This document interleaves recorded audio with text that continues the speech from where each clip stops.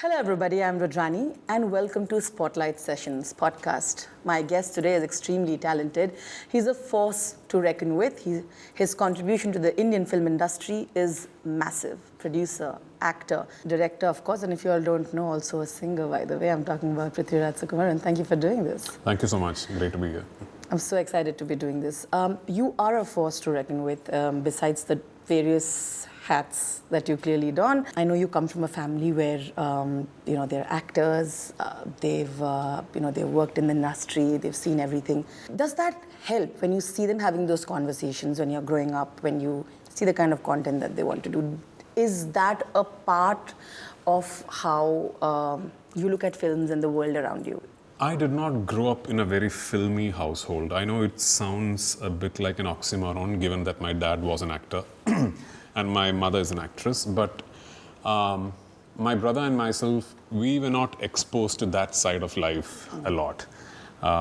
In fact, a lot of stuff about my dad as an actor I discovered much later when I started doing cinema.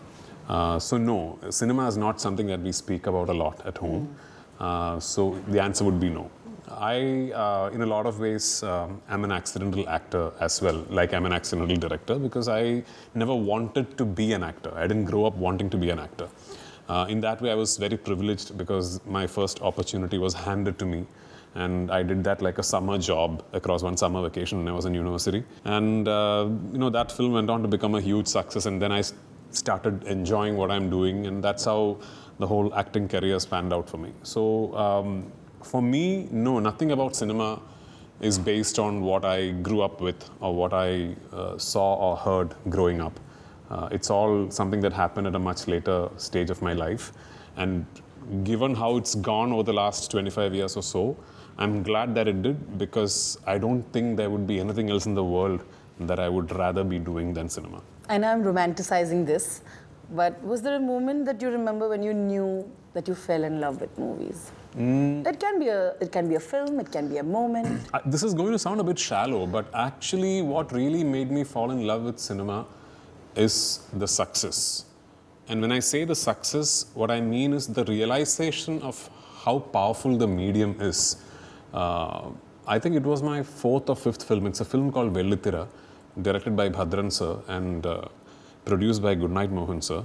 And it was one of those really big opportunities for me as a young actor, because one of the leading, most respected filmmakers making this big ticket commercial entertainer with this young hero as a main lead. And I remember the day that film released, another filmmaker called Jairaj sir, national award-winning filmmaker, wonderful filmmaker who I later had the opportunity to work with. I was staying in a hotel that during those days, and my hotel room, I did not know, actually my hotel room looked out to the big theatre that this film had just released in Cochin. Because my curtains were all shut, and I remember Jairaj sir coming in and asking me, do you know what has happened today? I said, what? So he came and he opened the curtains and he showed me, look, and that's when I saw this huge crowd, spilling all the way into the main roads in NG Road in Cochin. And I think that sort of did something. Something happened inside of me where I realized, my God, this is the kind of power this medium has, and this is the kind of influence I could wield if I'm honest with my craft. That's one incident I remember. When did I exactly fall in love with it? I don't know. And I think it's magical that I don't know. If you ask me when did I fall in love with my wife, I don't know. So yeah. Maybe consciously you're not sort of aware of that situation, right? But yeah, if it actually is pure organic love, I don't think it happens in that one moment. I don't think this cinematic representation of that light bulb going on happens in real life. This is actually kind of true, though. All those lyrics in that songs are a little, I think, wrong sometimes. You're right. If it's pure magic, you might not be able to pinpoint. You probably realize it's happened after it has happened. That's so, yeah.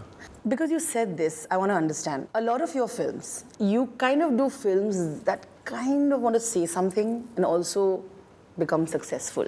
You kind of figured out how to do it. A lot of them also call you a very smart businessman, whereas you have always said, a lot of them call you that, but you always said that I am not looking at the box office. That's not what drives me towards movies. But when there are a lot of people saying that, because they've seen that you're being able to tell what you actually want to tell through your film, also some really core issues, it works.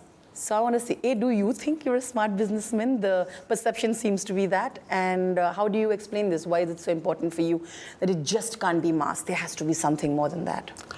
I was having this conversation with Dinesh Vijan actually a couple of days back, and both of us sort of spoke to each other, and we had the same thing to say to each other, that the smartness in business as far as cinema is concerned is a realization that it is not a business and it can never be.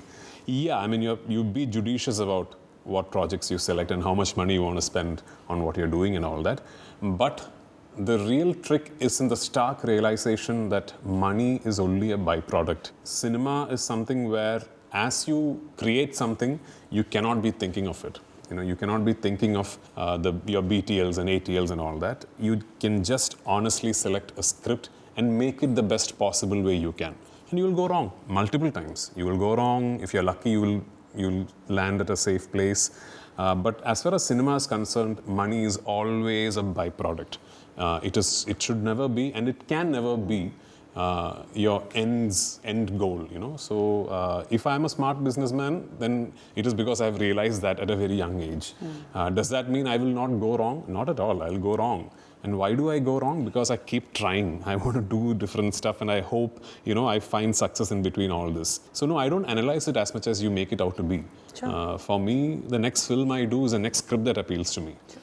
And do I go in search of scripts that say something? No. I only look at films that entertain. The trick, as far as I'm concerned, is to not listen to the next script as an actor, not listen to it as a filmmaker, not listen to it as a producer. Listen to it as an audience member. Listen to a script and think, would I want to go and watch this film in the theaters? Sure. Would I have fun watching it? If I think I will, then the next question comes, okay, what am I doing in it? So that's all that there is to it. I don't think there is anything more complicated than that.